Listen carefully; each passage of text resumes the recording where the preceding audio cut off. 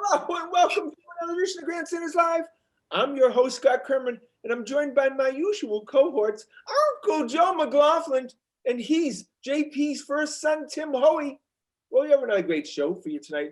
So, boys, let's get it started. We start with the Boston Celtics, 14-13 in fourth place in the Eastern Conference. So if this was a horse race, fellas, it's just on the first turn. They're in the middle of the pack. Everybody's just trying to kind of figure out where they're going to be in this stretch run. To be honest with you, in this whole situation of COVID, 14-13 is acceptable. Yeah, just tread water until you get the team the way you want it. They're just tinkering with things. Although there's not much to tinker with the Celtics bench. I gotta say that. But Timmy, it's not acceptable to have this current roster in 2 months from now. This team has to change personnel, and at the very least, bring in 2 quality players, but possibly 3. It's kind of like an engine, an 8-cylinder engine that's only working on like 5 cylinders right now. I tell you what, I'm surprised that there's a lot of good teams out there. There's some formidable opponents out there. Every night you better bring it, boy. You're not going to get it done. I think what we have found, Joe, is that the last 2 drafts that the Celtics had, a lot of draft picks, a lot of good players have come out of these last couple of drafts. The young players are starting to produce for these teams, puts more pressure on the Celtics.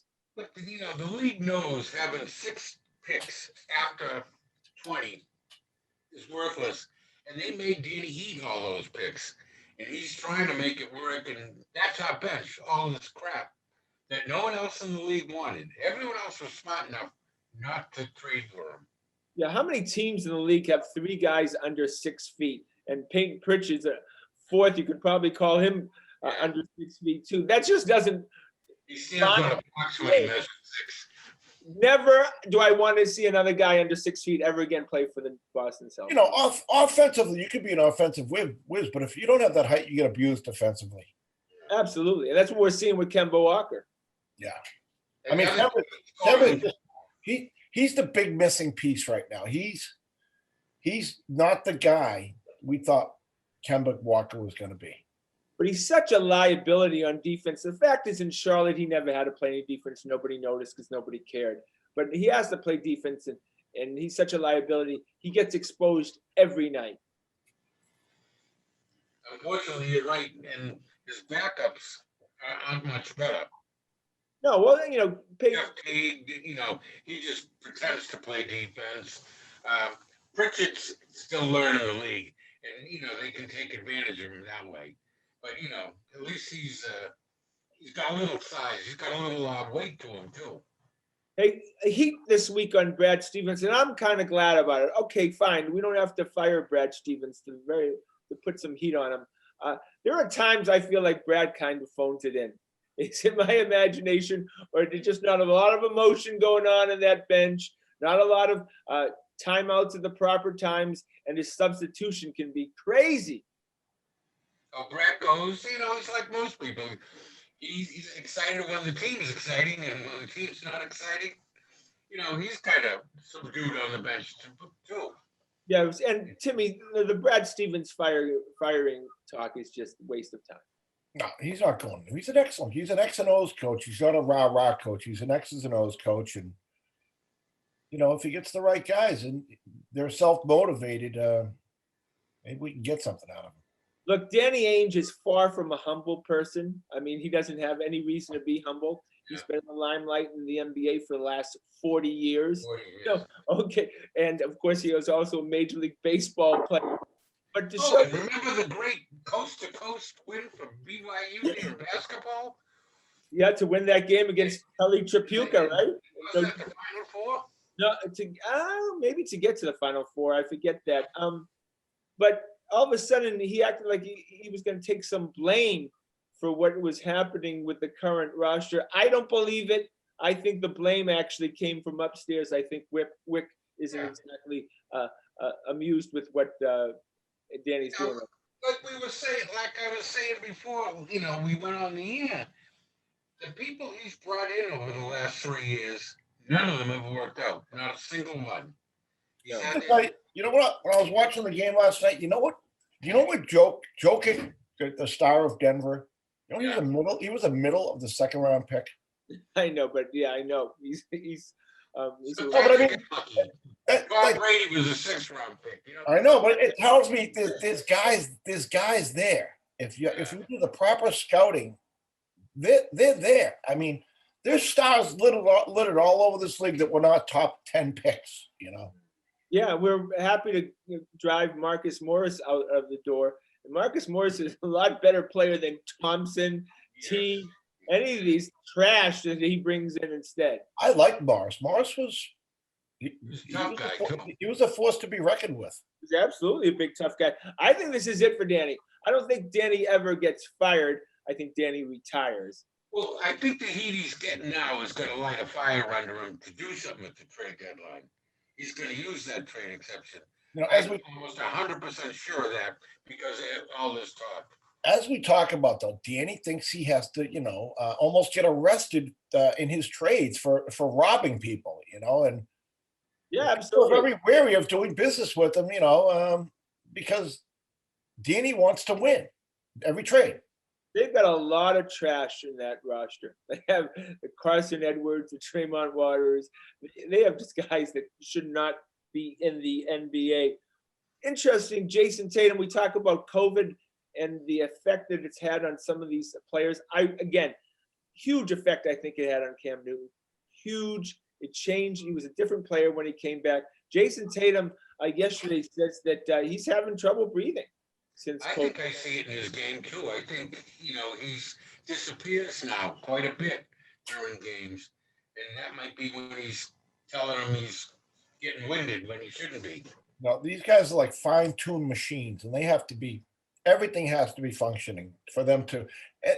You're competing against incredible athletes, and your talent might just be a little more than theirs, and if there's any chink in the armor, you're not going to be as effective. Yeah, it's like a milli-inch from getting your shot off or getting it blocked. Yeah. But yeah, again, I would say in the last few weeks, what I've seen in Jason Tatum is it's like he has 20 new offensive moves to the basket. Couldn't be more impressed.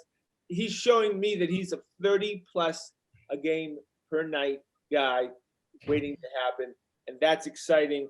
All right, I'm going to admit it.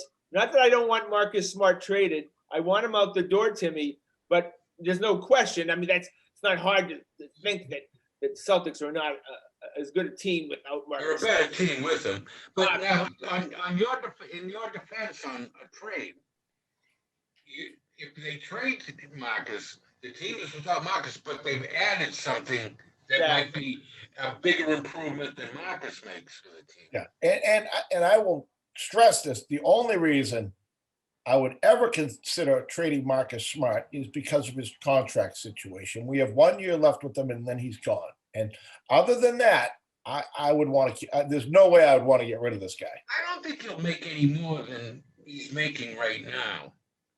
I think he's gonna want an uptick. He's gonna want a max, but he's not gonna get it. I don't think. Well, he's not a max guy. I mean, yeah, he'll want it though. No, he's not going to get paid more than Jaylen Brown and Brown. Will someone give it to him? That's the question. Yes. Oh, I don't know. Well, maybe. You better be getting 30 points a game if you're a max guy, or have the potential to get 30. You do not want Marcus Smart shooting the ball. That much to make 30 points. Oh, look at Timmy ripping into Marcus Smart. I've always said. I mean, the only time you'll hear 20,000 people groan in unison is when they see Marcus Smart lining up for a 3-point shot. I've been to games where nobody groans louder than Tim Hoey. Nobody. What Marcus? Tim is making a 180-degree turn on Marcus, and I bet you on Tuukka Rask. No, but I love everything. I love 90% of Marcus's game, except for when he takes 3-point shots. All right, I'm gonna look. This is all about Tim Hoey right now. Andre Drummond is sitting down right now. They're not playing him. What's it? The Cavaliers are not playing him in hopes that they can either trade him, or I guess at some point, if they don't trade him, they'll cut him and make a deal with him. I would like to see Andre Drummond on the Celtics. They're not going to pay him. It would only be a thing where he got bought out. Then they'd pick him up, maybe. You wouldn't have to give anything for him. Yeah, but they don't want his contract. They don't want it. Exactly. And they don't really want him either, I don't think. Yeah, but They're not getting rid of him just for the contract. It's just a waste of money, everything he gets. But Uncle Joe, just to make Timmy happy, I had to mention Andre Drummond. Joe, you would I like the big guys, I know that. you wouldn't want to see Andre Drummond out there right now?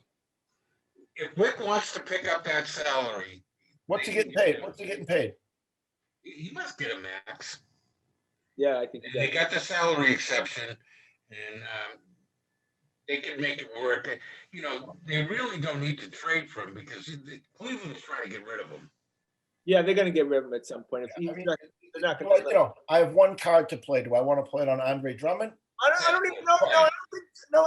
Look, I think it's between Andre Drummond and Good point, Tim. Blake Griffin. If you could pick these two guys up for nothing, I like these guys. And You hear the stat on Blake Griffin? He hasn't dunked in 2 years. Really? no, he's definitely. Lost that much? 2 years he hasn't dunked the basketball. And But again, He was jumping over cars and stuff at one point. No, but even a 7 to 10 minute guy. How much time did PJ Brown play? No, not much. 5 to 10 minutes, probably. Okay, and PJ Brown was very effective. Did a lot of good things for the Celtics. I'm P.J. hoping Brown didn't have a max contract either. I'm hoping to get something significant with this trade I'm exception. not I paying mean, that. Remember, PJ Brown, we took him off the couch when we Yeah. signed him. I we- would say that This would be taking a guy getting a max contract, two guys getting max contracts when they're not selling tickets or anything. That's asking a lot of ownership. As Scotty says, it's not our money. No, but it's not our money, first of all, but when they're bought out, I'm saying, they're not taking on their contracts, no way. Okay. Because But Griffin I has don't think a year. Cleveland wants the prospective trade partner to buy out the contract. That's what they're trying to do. They're trying to get rid of it. Yanni's not doing that, and not a chance he does. Even though Wick won't let him. Wick probably makes one of those contracts in interest every week on his dough. But Yeah, well, yeah, no, but it's just a matter of what what kind of flexibility he can have salary wise. we're not going to strap ourselves going forward for Andre Drummond. Yeah. No, because I want to sign Daniel Tice. I don't want Tice walking out the door. Someone's going to want Daniel Tice. Well, that's why Someone. I wonder if the Celtics should try to lock him up right now. I'd like to take Daniel Tice and put him on the rack and stretch him out 3 inches. I 2 inches wider in the shoulders. Yeah. He's a thoroughbred. He keeps on getting better. He keeps on getting better. And Scotty, But he's got the size limitation, like Tim says. against those really big, against those really big dudes, he just doesn't have the size. He reminds me of Dave Cowens trying to fight Kareem Abdul-Jabbar. I mean, Cowens could work as hard as he wanted. He just wasn't tall enough. I know, but look, Tice dominated Toronto in that playoff series, and he was the best big man on the court. Well, I they certain teams didn't really have Siakam, Jaylen Brown was covering for the most part. But what Tyson's biggest problem is when he's got a really big guy, he fouls out. Yeah. That's they get him out of there real quick, and then the Celtics like a rudderless ship. They don't have any big men. When we're trying to get a defensive rebound and their big guy gets 3 offensive rebounds in a row, on these tip-ins, and there's 3 little Celtics around him fighting to get the rebound, and they just keep tipping it and tipping it and tipping it. That's hard to watch for me. Last night against Denver was doing that a lot. Yeah, Denver, if they have a full team, they're much better. I mean, the Time Lord has the length. I mean, if he's in there, he's getting those boards. We're winning those rebounds. But if he's not in there, we're a short team. Look, the Miami Heat's having huge trouble right now. It really is a feeling out process. Again, as we know, once you get into the playoffs, now in the NBA, anything can happen. Even 5 seeds can go to the championship, where that wasn't always the case. Look, if we're talking about the Celtics in the West, they'd have absolutely no shot of getting out of the West. No way. But in the East, I think it's a flip of a coin. You know what I've noticed too? These teams look different night to night. You know, the Celtics look like world beaters one night, and they look like Johnny come lately the next night. You know, I think we're finding in sports they play too many games in all the four sports. Well, the Celtics have the problem that whoever they're going to add, you got to figure out who is your competition. Is it Philly? You need someone big to compete with Embiid. If it's the Nets, you need the other wing, to keep the pressure on them. You got to figure out who you want to beat, who you think you're going to have to beat. I think I would worry. I don't think we can get past the Nets with what they got. It's Embiid. My big concern is Embiid and finding somebody somehow that can stop him from back to him just backing them down right to 6 inches from the rim. Well, that's why I had the Andre Drummond just for you, Tim. All right, go to the Patriots. All right, we got to just realize one thing. What Tom Brady does not matter to the Patriots. It has nothing to do with us. We got to worry about ourselves. Tom Brady does not play for the Patriots anymore. You mean my girlfriend that left me for another guy? That Tom Brady? Yeah, right. I turn off the radio every time I hear, as soon as they say his name, forget it. I turn off the radio. It's like hearing your ex-wife talking about how wonderful her new husband is. You know what I mean? Exactly. Over and over and over again. Yeah, it's not important. They can't give it up. People need to get over it. And I was thinking, I think we need to draft 2 quarterbacks, and I'm serious. Scotty, I want to regress to something you just said in the previous conversation. What do you think that COVID effect really had on Cam Newton? I mean, because you remember, Scotty, me and you were sitting over in that restaurant in Brookline doing the show, and we were talking about signing him for the next 5 years, right? Yeah. And then I asked a question. And I said, let's not do another Chris Sale. You know what I mean? And I asked you a question. Who would you take right now after like week 2 or week 3? Tom Brady and Cam Newton, and we both agree Cam Newton. Yeah. So, and then he gets COVID, and next thing you know, he can't throw a 5-yard out. I know. I mean, Joe, it looked like he stopped learning how to play anymore. You look like a high school kid out there. Yeah, so that's where all of a sudden when Mike Reese, who definitely a respected guy in ESPN Boston, who I enjoy reading, when he says there's a chance that Cam Newton could come back, I don't poo-poo it anymore. Oh no, they've been banging the drums. I see it in almost every Patriots site that he might be back.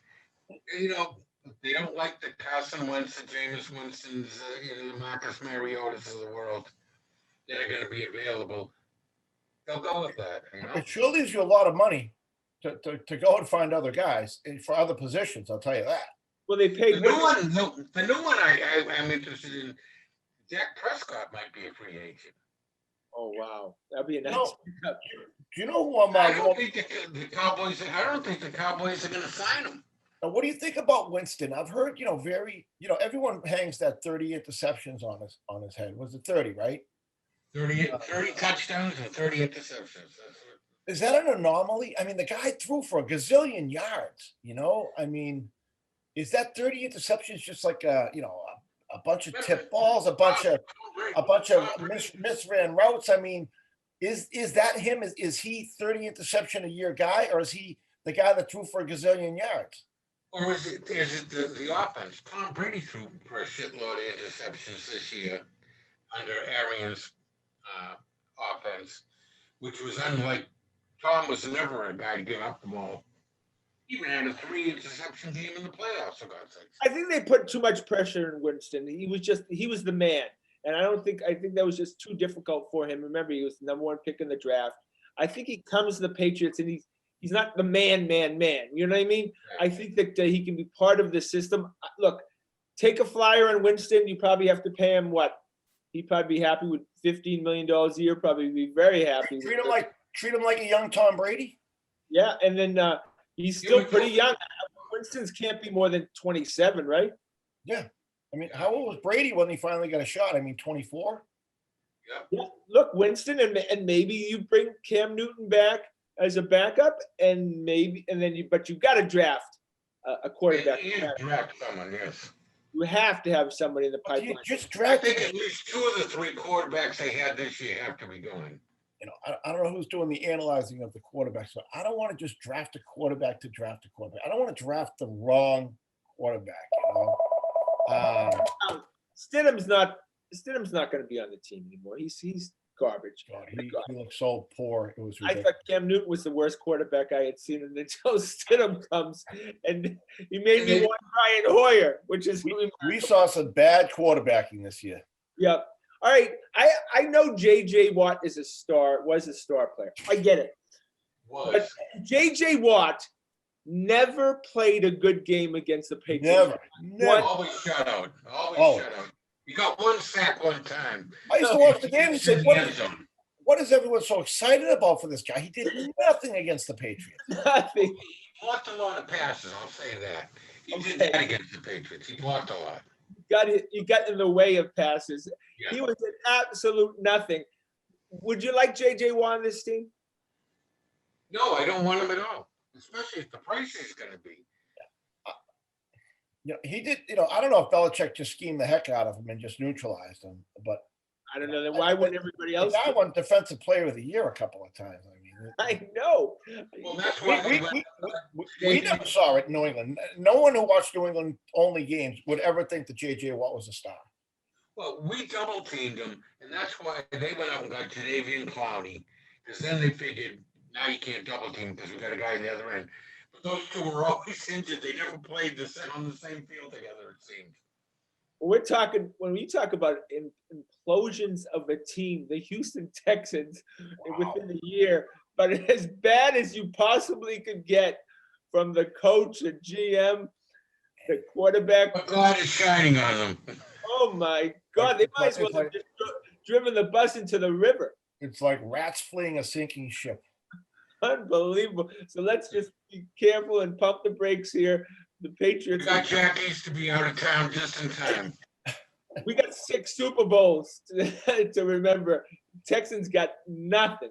All right, we go to the Boston Red Sox. 46% chance MLB came out to make the playoffs. I'd give them that. I think the Red Sox are going to surprise a lot of people. It's the expanded playoffs again, right? Yeah, yes, I believe so, yes.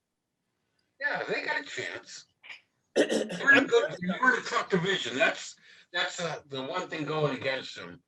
That the Yankees have a good team, Tampa's got a good team, and Toronto seems to be putting together a good team. But the only schmuck is the Orioles. But what you can see is that Chaim Bloom, the way he's trying to build the farm system up, has a plan now. All of a sudden, it's becoming more evident. Oh, especially with today's trade. There's 2 guys that they were going to have to designate for assignment. He got something for them. Yeah, he got a couple of prospects, yeah. Yeah, and one of them, the catcher, is the number 56 prospect for all of the minor leagues. You know what he does? He just throws a ton of crap against the wall and Yeah. hopes that some of it sticks. Yeah. That's it. You only have to have a 25-man roster, Timmy, so you don't need, and most of the times your roster is all set with contracts to about 18 to 20. So all he's trying to do is affect those 5 players that move each year. Yeah, he's getting a ton of cheap guys, and hoping a couple of them blossom. All right, go ahead, Joe. I'm sorry. The Red Sox, I'm going to say He's this. going to kick guys off the 40, man. He's getting something for him to stock his farm system. Yeah. The whole Red Sox thing is, does Evaldi and Sale stay healthy? And what are the odds on that? And if they don't stay healthy, this team is going to be in the cellar. Yeah, if they stay healthy, they got a shot. Yeah. How develops the 3rd pitch. Yeah, if you have Erod, Joe, Nathan Evaldi, Chris Sale, and then a Tanner Houck and whatever Flotsam and Jetsam, you got a rotation. It's the health issue. That's what I'm concerned about. None of them. Right. Sale isn't going to be there until August? June, July. Well, we'll see. If they're out of it, he probably won't even pitch this year. I know. What a great contract to get signed there. 2 years and not another single pitch thrown. Andrew Benintendi, we talked about it. At 2. Wanted it. He's finally gone. Yeah. And the Red Sox got to give. It seemed like forever ago that happened. It happened since we did our last show last week. They got 5 players, 3 player to be named later, and 2 other minor league prospects. 5 players for that trash. Do you think he just was one of those guys who just wasn't a big market guy, who just wilted under the spotlight? Quite possibly. I think he was just happy where he was, and he wasn't motivated to go any further in life. He was happy just being a mediocre left fielder. And the Red Sox are looking at the fact that after next year, he would have been a free agent, and then he'd been commanding a lot of money. Better to get rid of him now. He went from the #1 prospect in all of baseball to this. Look, because Joe's exactly right. This guy, if he had put an effort in, probably could have got $100 million plus deal. He didn't want to put the effort in. Getting $30-40 million in his career, just fine with him.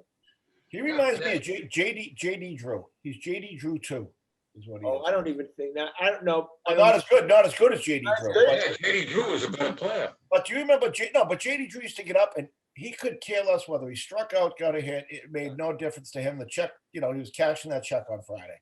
He was a good athlete. He was a good outfielder. He had a gorgeous swing, but he just had that.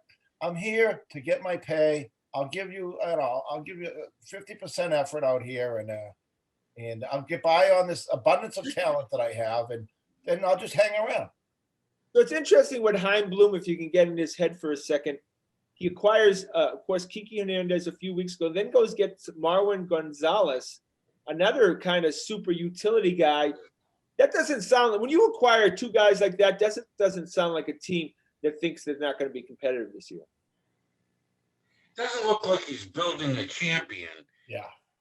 For next year.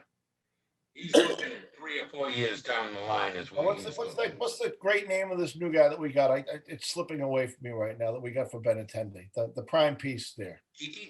Kiki. No, not Kiki. Yeah, I know. I forget already. Yeah, I know. He's got a Frenchie. Yeah. He swings. He hits the ball harder than anyone in the league, but right into the ground, right in front of first base. Or right in front of home plate. That's the problem. There's going to be a big hole in front of first base from Frenchie driving the ball into it so hard. Look, he's taking some flyers and some guys. He's building a staff. Look, we don't like to rebuild here. I get it, but really, I like what he's doing in all levels of the organization. Except the manager. Oh. You're coming around. You're getting used to him being. No. I told you we're going to have a whole show just totally devoted why Alex Cora is the biggest fucking piece of shit known to mankind. Are we R-rated now? I didn't know we were. Yeah, we can do that. Just a warning before the show now? No, there's nothing. Yeah, you can do whatever you want on Facebook. Why? As well we should. Alex Cora is not Chaim Bloom's hire, Joe. Okay. I agree. All right, you're in a boat. You're in a boat, Scotty. Donald Trump and Alex Cora in the boat, and one of them has to go over the side, or you're all gonna die. Who goes? Donald Trump could go. Okay. That's for sure. Well, we already got rid of Rush Limbaugh today. Oh, Daniel Nav is the other one. Yeah, right. Exactly. And then James Young for us. Yeah, right. But look, it's very funny. I did want to mention when I was talking about the percentage, the Baltimore Orioles. This is Major League Baseball, fellas. The Baltimore Orioles were giving a 0 chance, 0.0000 chance of making the playoffs. That's embarrassing. Oh, I put whatever the odds. There must be some huge odds. I'll put some money on the Orioles making the playoffs. I've seen stranger things happen. Absolutely. Scotty, you said 0-0? 0 chance. 0. 0.0. Just like what's his name? Blutowski in Animal House. Yeah, right. 0. Not even. They couldn't have given him like a 0.01. Like my first semester in college. What's that? Just like my first semester in college. Yeah, right. I mean, it was absolutely embarrassing. I don't even know the Orioles roster, but I can't imagine that they would be that bad. Is Dan Duquette still at the helm down there?